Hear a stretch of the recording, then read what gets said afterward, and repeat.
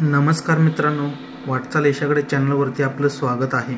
मित्रांनो, अंगापूर येथे भव्य दिव्य आदत मैदान संपन्न होते आणि या मैदानाचे सेमी थोड्याच वेळापूर्वी काढले गेले आहेत।